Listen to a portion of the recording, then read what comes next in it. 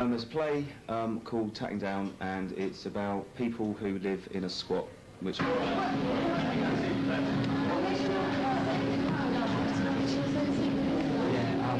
you work here? Because it's like a statement back, if you want. I suppose it's a statement back on all the shit, the media shit we got during the squat as estate agents.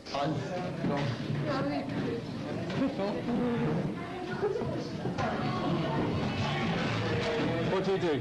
Lighting. How's it going? Alright. What do you think of the play? I think it's fucking excellent. How busy has it been? Packed every night. Slice of life, it's part of real squatting life, and it's written by people who come from the scene and played by actors and actresses who are from the scene, and it's not like someone's gone, hey, let's do a film on squatting. It's just happened, and it's great. It's real. Good. Do you think it gives a good impression to the public? No. It's full of swearing, drugs and lesbian sex.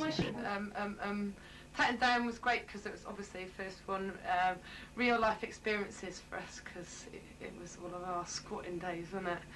Are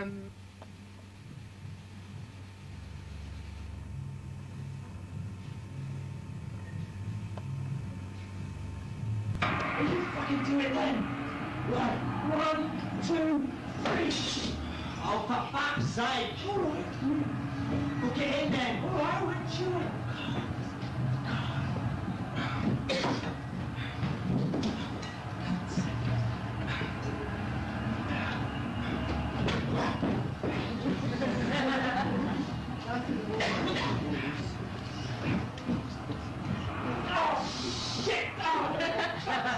What is it? Oh, fuck! What is it? Oh, I've got my bollocks caught on the lap! Tatting Down. Why? Because I just remember the opening scene where I caught my bollocks on the window.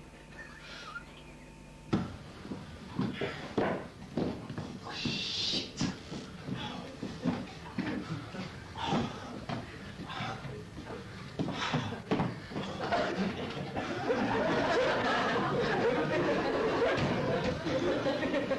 This is alright, isn't it? Yeah.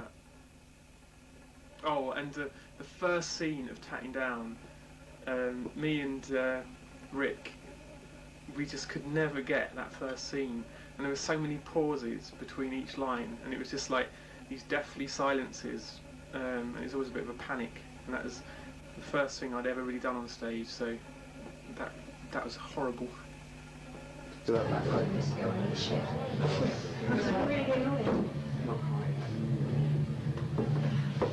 So what are you going to tell... If you did animals and you get scared, certainly you do.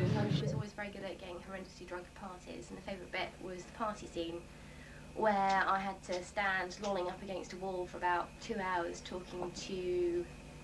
God, I can't remember his name now, but talking to Martin, that was the actor, and he's borrowing the fucking pants out of me. But the best thing about it was a sick scene where I had to swallow mouthfuls and mouthfuls of vegetable soup with little bits of I don't know what mixed up in it, and then spit it out, like as if I was retching onto the carpet, and I did that night after night. It was great. It tasted lovely. You try to swallow that and all this shit comes out, and like you're too fucked up on drugs, and like it don't make any sense, and no one knows what the fuck you're going on about. You had to have one. Sorry, you're listening to me. Sorry, you're always like, oh. I actually go for the vomiting scene in Tatting Down.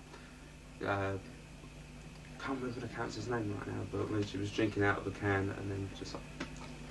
So what do you think? So, guys... Play. It's fun. Guys, sorry to say this stuff, but please, if you can just tone it down now you've got the audience in. I know you're filming, Dave, but sorry. Yeah, just try. This is Cole, the stage manager. The first moment, without a doubt, almost every time, was the monologue. I used to find that absolutely terrifying. I guess I just need the security. Fucking horrible word, that, security. Makes you think of your parents and mortgages and carpet for the toilet lid. Fucking crap. I just need a base. I guess a lot of people do. But some people don't. They can just bimble about from one end of the world to the other and not give it a second thought. I feel quite jealous about that. what I do for that bit before, you know, on the chat scene change. Table and tape recorder. And dramatically, my favourite bit of Tatting Down was probably when vigilantes evicted squatters by force, and it took a lot of doing, took a lot of rehearsing, but when it was right, it really worked.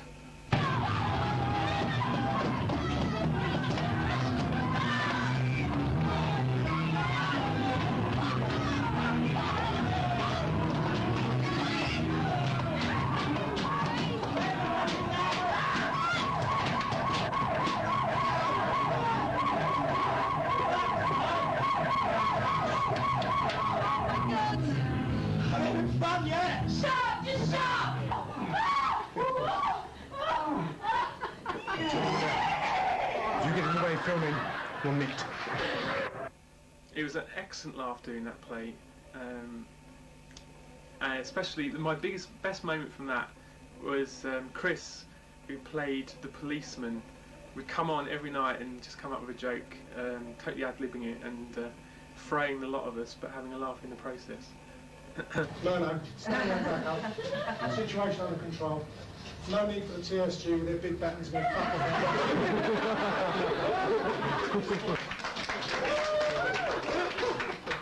2 females. Yeah, just the helicopter. Curtain twitchers should come and see this. They'd be in there and they'd love it. In both Tatting Down and Ticketing, there's this sort of bit where there's flashes used for them getting off their faces and whatnot and having sex in the later play, and I think they worked really well. That is full on speed. 70 a day. That's all fucking speed to me.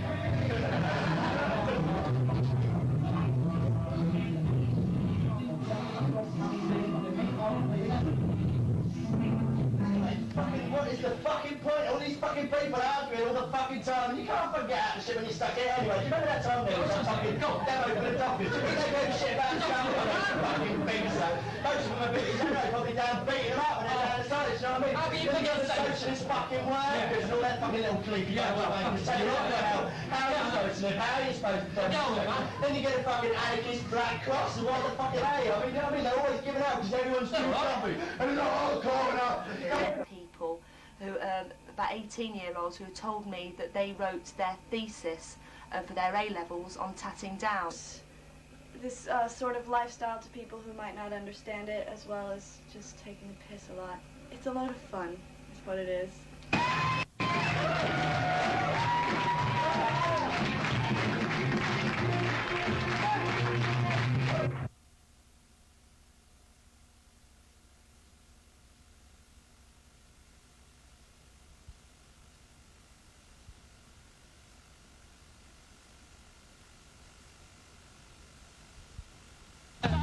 Don't have to, I don't have to work, there's no what to do.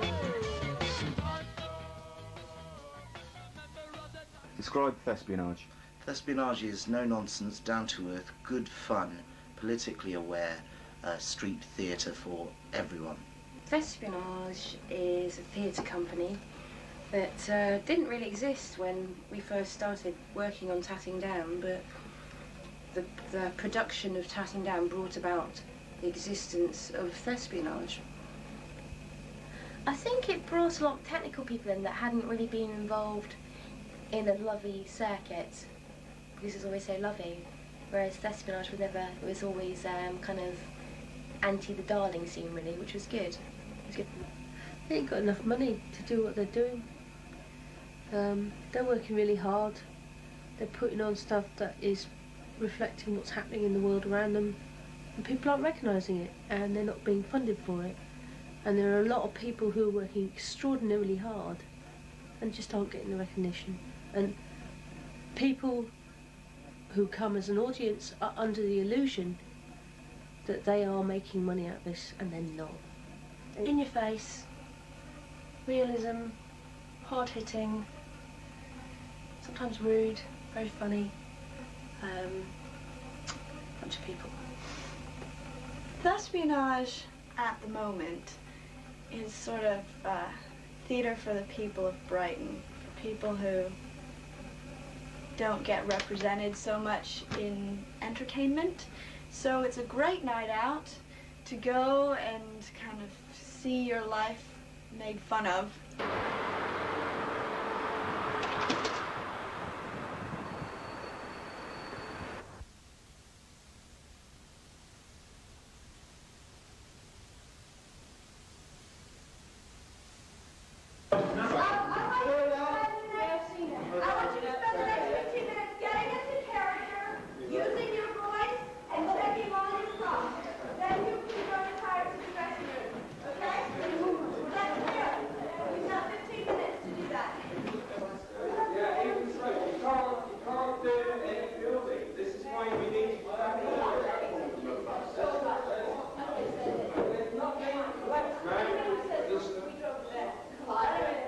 A horrible piss blagger, the most obnoxious, nasty bastard you could ever want to actually come across, all rolled up into one. I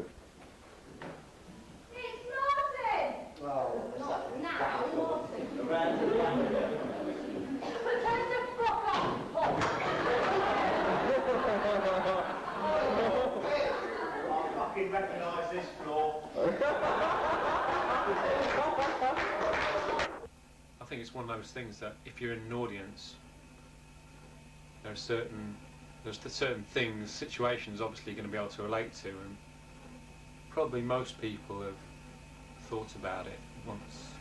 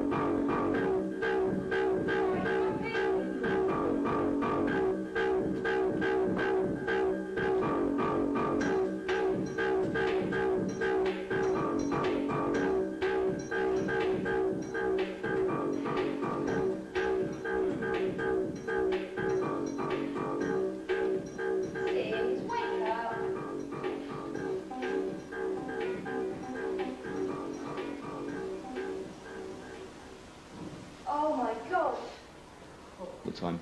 It's just to show the actual truth as much as I can actually do it. Well, a lot of my favourite scenes come about from the characters, I suppose, that I liked. Still, I'm 32 next birthday, and I'm still putting 18-year-old in it. So who gives a shit? I think it's a type of theatre which people like your everyday sort of young person growing up wondering what life's about can relate to, because it's not really avant-garde, weird, difficult to understand plays. It's not old-fashioned.